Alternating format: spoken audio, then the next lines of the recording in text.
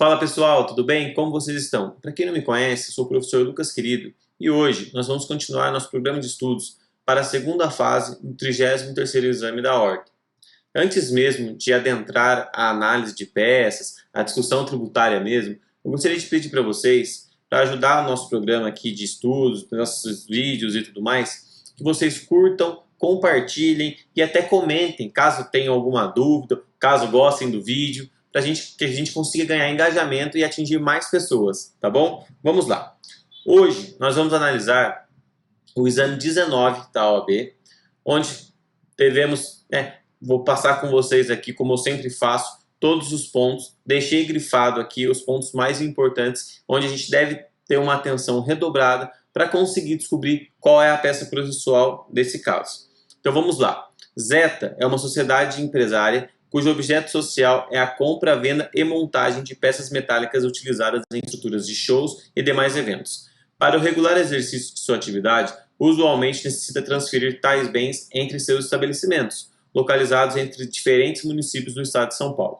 Apesar de nessas operações não haver transferência da propriedade dos bens, é muito importante isso, mas apenas seu deslocamento físico entre diferentes filiais de Zeta, o fisco do estado de São Paulo entende que há incidência do Imposto sobre Circulação de Mercadorias e Prestação de Serviço, o famoso ICMS, nesse remanejamento.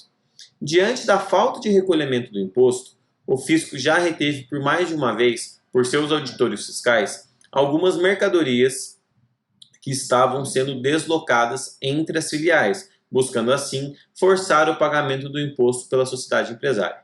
Considere que, entre a primeira retenção e a sua constituição como advogado, passaram-se menos de 2 meses. Considere ainda que todas as provas necessárias já estão disponíveis e que o efetivo pagamento do tributo ou o depósito integral deste obstaria a continuidade das operações da empresa, que, ademais, não quer se expor ao risco eventual de uma condenação em honorários advocatícios, no caso de insucesso da medida judicial a ser proposta. Com receio de sofrer novas ou outras cobranças do ICMS e novas retenções, e também pretendendo a rápida liberação das mercadorias já apreendidas, uma vez que elas são essenciais, muito importante, para a continuidade de suas atividades, a sociedade empresária Zeta o procura, para na qualidade de advogado, elaborar a petição cabível. Um ponto muito importante, entre o período da retenção e a constituição, período inferior a 120 dias. A demonstração dos fatos, não há necessidade de prova documental, que já está tudo entregue para a gente. Tudo na mão do advogado, certo? Pessoal, é até uma redação bem cansativa, uma redação que às vezes até causa confusão, não sei se esse é o interesse da FGV, mas sim é uma questão que ela te passa várias informações, ela te traz vários dados e aquele que minimamente estudou reconhece que é o mandado de segurança, certo? A peça nesse caso. Por quê? O ponto muito importante que ele frisa, 120 dias, ou seja, inferior a 120 dias. Esse é o prazo para que você possa impetrar no mandado de segurança, até 120 dias do ato coator, ou da ciência do ato coator. Então, é isso. 120 dias, estamos dentro. O cara não quer correr risco, a empresa não quer correr risco de ser condenada em honorários advocatícios. É mais um ponto, não existe condenação de honorários em mandado de segurança. Precisa de uma forma célere. Como você sabe, o mandado de segurança ele tem um rito especial, que é o rito sumaríssimo. Então, ele também é mais rápido. Então, são diversos pontos que levam a gente a entender e compreender que a peça, desse caso, é o mandado de segurança. Eu trouxe aqui para vocês alguns pontos para a gente analisar. Prova pré-constituída, como a gente também sabe, o mandado de segurança ele não demanda dilação probatória, ou seja, não pode a pessoa, o impetrante, impetrar esse mandado de segurança e requerer a produção de provas, seja testemunhal, seja documental, seja pericial. Não é cabível dentro do mandado de segurança. O mandado de segurança não é a via mais adequada quando se demanda dilação probatória. Então, como a gente vê no enunciado, eles já trazem para a gente que todos os documentos, tudo que era necessário para que fosse impetrado o mandado de segurança já foi disponibilizado ao advogado. Então, são pontos que cravam com muita certeza qual é a tese, qual é a peça, desculpa. Além disso, Como você sabe, o mandado de segurança também não, no mandado de segurança não existe a necessidade de depósito prévio. Muitas vezes nos embargos à execução fiscal, por exemplo, você necessita garantir a execução. E nesse caso não existe isso, não tem a necessidade. Então vamos lá. Eu trouxe aqui para vocês os incisos, né, os artigos, quais são as leis que fundamentam o mandado de segurança. Constituição Federal e também a lei do mandado de segurança, que é a lei 12.016 de 2009. Além disso, um ponto muito importante. O nosso cliente, que é a empresa Zeta, ela tem uma necessidade muito grande da liberação das mercadorias apreendidas. Então, o que a gente precisa pedir? Além, obviamente, de impetrar o mandado de segurança, requerer uma liminar, um pedido liminar. O pedido liminar, como vocês sabem também, ele antecede a concessão do objeto final. Então, o objeto final do mandado de segurança é que pare de, no caso, né, que a empresa pare de receber autuações por conta dessa transferência, porque nós vamos mostrar que ela é indevida, certo? E que seja liberada a mercadoria. Só que a liberação da mercadoria, ela é urgente, porque senão a empresa não consegue continuar operando, motivo pelo qual devemos pedir a liminar. O artigo que fundamenta essa liminar, essa tutela, é o artigo 300 do CPC. Então é muito importante que nós fundamentamos a nossa petição assim. Então vamos lá, começando pelo endereçamento, como ficou bem claro no enunciado, trata do Estado de São Paulo. Então a gente tem que direcionar para uma vara da Fazenda Pública do Estado de São Paulo. Beleza. Como impetrante, empresa Zeta, não tem segredo. Como impetrado, nós vimos que eram auditores fiscais, aqueles que estavam cometendo o ato. Mas sempre vamos escalonar para cima. Então, se são auditores fiscais, a gente tem que dar um jeito de verificar quem seriam os superiores, que são aqueles responsáveis pela corporação como um todo. Então eu trouxe alguns eventos do que a gente pode colocar. Inspetor-chefe, superintendente de fiscalização ou responsável pelo órgão de fiscalização do Estado de São Paulo. Essas são algumas das opções. Como eu disse no slide anterior, a fundamentação legal no mandado de segurança, então eu trouxe tanto a Constituição Federal, que prevê no seu artigo 5º, como a lei do mandado de segurança. Outro ponto muito importante é a questão do prazo, tempestividade. Você tem que deixar claro no seu mandado de segurança que ele foi impetrado dentro do prazo previsto na lei do mandado de segurança, por exemplo, que é de até 120 dias. Feito isso, acabou, não tem segredo. Então nós vamos passar agora para a parte mais importante, né? É óbvio que as outras não são pouco importantes, mas na minha opinião essa é a tese, né? A parte mais importante é a tese, é o coração da sua petição, do seu mandado de segurança. Como a gente observou, a discussão é que a autoridade coatora ela está verificando que ao transitar, né, ao transferir as mercadorias entre estabelecimentos da empresa Zeta, deveria incidir ICMS. E esse é um ponto onde já existe tanto um assunto, esse assunto está tanto simulado, como ele também está previsto na Constituição Federal e até mesmo numa lei complementar, que não incide ICMS no simples deslocamento de mercadorias de um mesmo estabelecimento. Dentro do, por exemplo, a empresa Zeta tem uma fábrica em São Paulo e tem uma fábrica em Lorena.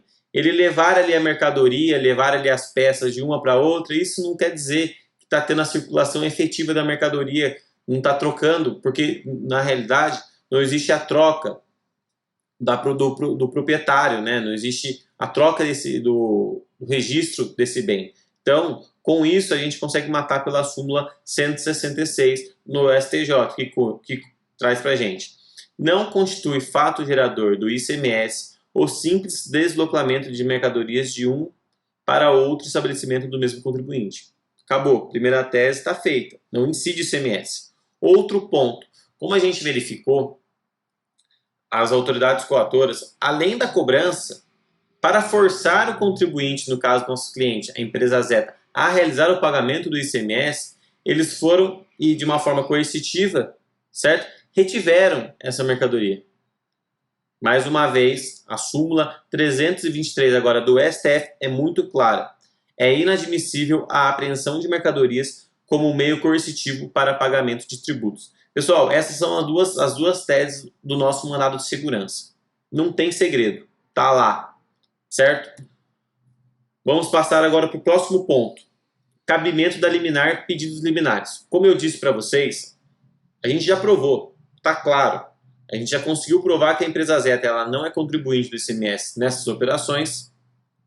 E o que a autoridade coatora está fazendo no que tange a reter as mercadorias é ilegal. Então, tanto a cobrança quanto a retenção são ilegais. Mas, para que ela possa continuar operando e voltar a operar, vamos dizer assim, ela precisa dessa mercadoria o quanto antes. Então, aí que é um ponto muito importante, a liminar. Então, depois que a gente traz a questão do mérito, a gente vai bater no tópico liminar. Então, eu coloquei aqui, né, que a gente deve demonstrar a existência do fumus boniuris, que é aquele fundamento que, né, que é necessário a concessão liminar, que a gente vai trazer ali a questão de que é necessário, porque é ilegal, e que sem isso eles não conseguem operar. A gente consegue trazer toda essa argumentação, certo? A gente precisa trazer. E dos pedidos, o que a gente precisa trazer de muito importante? A restituição imediata das mercadorias apreendidas, ou seja, a devolução imediata, e que o fisco não só libere, mas como não cobre novamente o ICMS, em razão dessa simples circulação das mercadorias entre estabelecimentos do mesmo contribuinte, certo?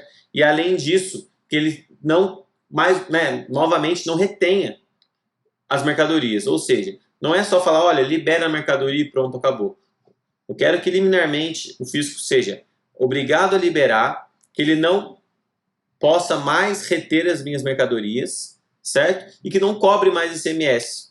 Esse é o nosso pedido liminar. Então, traçando agora para os pedidos finais, é bem simples. Só que tem um ponto. O mandado de segurança, ele pede alguns pedidos, você é obrigado a colocar alguns pedidos muito específicos. Então, gostaria de pedir para vocês, caso tenham alguma dúvida, também podem me perguntar, não tem problema nenhum, mas que vocês grifem todos os pedidos, e isso está bem estabelecido em alguns incisos de alguns artigos da Lei de Mandado de Segurança. Tá? Então vamos lá. Que seja concedida a segurança pleiteada, confirmando a liminar com a consequente liberação definitiva das mercadorias, como nós vimos. Declaração de que não há incidência de ICMS no caso, que a autoridade coatora se abstenha de praticar novas retenções e cobranças futuras. Notificação da autoridade coatora para prestar informações, ok? E aí é um ponto muito importante. A citação do Estado, intimação do Ministério Público e a condenação do Estado nas custas processuais, depois do fechamento padrão que todo mundo sabe. Então, pessoal, acho que não tivemos muitas dúvidas para identificar essa peça. Acho que foi bem tranquilo. O mandado de segurança é a peça que todo mundo sonha, né, que caia na segunda fase da OAB. Na minha segunda fase da OAB, quando eu prestei, foi o mandado de segurança. Então é muito interessante que a gente observe isso, observe cada detalhe. Eu trouxe aqui para vocês um exemplo bem básico do que seria o mandado de segurança, tá? Não existe a obrigação de ser exatamente igual, vocês não precisam fazer exatamente igual a isso, mas é uma base só para que vocês possam ali verificar, eventualmente se tiverem alguma dúvida, consultar qual é a ordem, né, qual a ordem cronológica, qual a estrutura que deve ser seguida no mandado de segurança. Então eu trouxe aqui, né, nesse caso, eu estou falando desse caso, eu trouxe aqui o endereçamento, para quem você deve endereçar. Eu gosto sempre de trazer distribuição urgente, tendo em vista a necessidade da concessão da liminar. Então eu coloquei ali empresa Zeta como impetrante, qualificação, fundamento legal do mandado de segurança, expliquei qual era a peça, mandado de segurança com pedido de liminar e quem era a outra parte, no caso o polo passivo, o impetrado. Eu, no caso, utilizei o senhor superintendente de fiscalização do Estado de São Paulo, certo? E um ponto muito importante é que quem responde, né, quem vai, vamos colocar entre aspas, advogar para esse superintendente, no caso, é a Procuradoria-Geral do Estado. Então é muito importante que você também peça a sua intimação, a sua citação e coloque ali o endereço, é bem tranquilo, pode colocar com endereço na rua XXX, não tem problema, certo? Dos fatos, olha como eu trouxe, foi muito simples. O presente manda-nos, se faz necessário, haja vista a ocorrência de ato coator realizado pela autoridade impetrada, a qual exige do impetrante o pagamento de ICMS em relação à circulação de suas mercadorias entre seus estabelecimentos. Matei aí, certo? Já em 3 linhas a gente já consegue trazer o que aconteceu. Além disso, o impetrado, como forma de coagir o impetrante ao pagamento do referido tributo, realizou a apreensão de algumas de suas mercadorias, praticando mais uma vez um ato ilegal que fere determinações do STJ bem como do STF. Estou tratando das duas súmulas que estão sendo feridas nessa prática ilegal do impetrado. Diante das ilegalidades praticadas e a urgência do impetrante em reaver suas mercadorias, bem como ter reconhecido que o mero transporte de suas mercadorias entre estabelecimentos não é fato gerador de ICMS, pelas razões de fato até aqui aduzidas e de direito que serão demonstradas a seguir, requer-se a concessão da segurança pleiteada. Esses são os fatos. Vamos lá, tempestividade de custas iniciais, muito importante. Tempestividade, igual eu disse para vocês, nós vamos bater na previsão legal que existe na lei do mandado de segurança, que fala que a partir da ciência na questão, ou a partir do ato coator, o impetrante ele tem até 120 dias para impetrar o mandado de segurança. A gente traz aqui que está tudo certo, colocaria a data, se tivéssemos a data, mas não temos, então XXX, sem problema algum. Depois eu sempre trago que as custas iniciais foram recolhidas devidamente. Do mérito, eu faço uma leve explanação trazendo que, conforme amplamente exposto no tópico factual, o presente mandado de segurança se faz necessário, tendo em vista a prática de atos ilegais pelo impetrado, quais sejam a exigência de ICMS quando da circulação de mercadorias entre estabelecimentos de um mesmo titular, bem como a apreensão de mercadorias como forma de coação ao pagamento do referido tributo. Depois eu trago as duas súmulas que fundamentam o nosso mérito. Por fim, antes de qualquer coisa, muito importante, o pedido liminar. Não vamos esquecer do pedido liminar. Então eu trouxe aqui qual é o dispositivo legal, no caso que está fundamentado ali pela lei do mandado de segurança, que diz que o juiz ele pode sim conceder a medida liminar. Eu trouxe os motivos, então o probabilidade de direito e o perigo in mora, ou seja, é necessário para não atrapalhar o impetrante, ele necessita que seja concedida essa liminar para a liberação das suas mercadorias, e eu trouxe ali quais seriam esses pedidos liminares. Por fim, não menos importante, os pedidos complementares, que são aqueles que você quer ao final do mandado de segurança. Ao final, depois da contestação, depois das informações, intimação do Ministério Público, ao final, na prolação da sentença, que seja concedido isso. Óbvio, a segurança seja concedida e trazendo aqueles pontos que eu trouxe para vocês. Confirmando a liminar, liberação definitiva das mercadorias, declarando que não há incidência do ICMS, que a autoridade coautora não pratique isso nunca mais, não realize novas retenções nem cobranças, notificação da autoridade, Estado de São Paulo, intimações e, por fim, a condenação do Estado de São Paulo. Pessoal, esse é um modelo bem simples, bem objetivo, que eu gosto de trazer nas aulas, para que o aluno verifique como ele deve colocar. Prova da OAB não é a advocacia em geral, Então você não precisa trazer tão nos pormenores, todos os dados, tudo bonitinho. Muitas vezes você nem vai ter esses dados, tá? E até tomem muito cuidado para caso vocês coloquem muitos dados e coloquem na cabeça e isso não acaba dando algum problema, considerem como identificação de prova e você acabe zerando. Então tome muito cuidado, seja sucinto, objetivo, Não fique querendo enrolar, inventar muita coisa, certo? E é isso. Finalizamos mais uma aula, foi uma aula rápida, uma aula muito objetiva. Desculpe se em algum momento eu falei rápido demais ou acabei confundindo alguma coisa. Caso tenha alguma dúvida, por favor me procurem, estou sempre à disposição de vocês. E até a próxima, pessoal. Prepararei mais uma aula muito interessante para vocês e uma aula para finalizar, que vai ser a cereja do bolo para a identificação de peças. Continuem aqui nos nossos comentários, curtam, compartilhem e acompanhem os nossos vídeos. A prova está aí, mas vocês vão arrebentar, não tenho dúvida disso. Um abraço, tchau, tchau.